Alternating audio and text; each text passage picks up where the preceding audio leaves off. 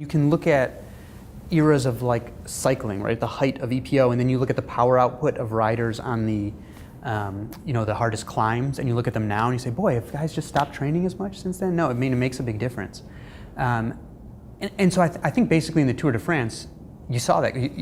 If doping was allowed, what would it look like? And that's what it looked like. That's what we saw, these incredible times, these mostly totally incredible climbs, incredibly quick recovery. I mean, to me, one of the things that doping does really powerfully is it lessens recovery time for training. And so sort of the art of coaching, where you have to balance intensity and recovery, you don't really need it. You don't really need a good coach to train the same way. And so I think you just see people throwing themselves at training.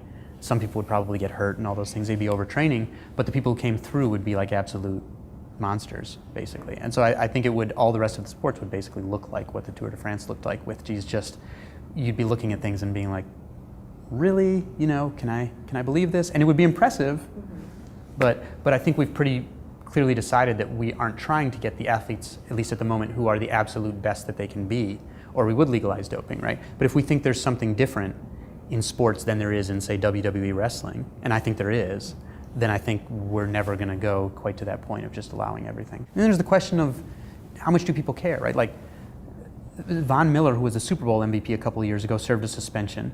Nobody even knows that, right? When it's mentioned in articles, it's framed as if it were like an obstacle he overcame. It was his anti-doping suspension. And people don't even know that. So I think there's a question in certain sports, like in baseball, people really care. In Olympic sports, they tend to really care. In football, doesn't seem like such a big deal. And why is that? I don't know if it has to do with like the stats in baseball are really an important part, not so much in football, or maybe people want to see WWE in football, like this larger than life thing. But there's definitely no sort of uniform feeling about it across sports, and I'm still kind of trying to figure out exactly why that is.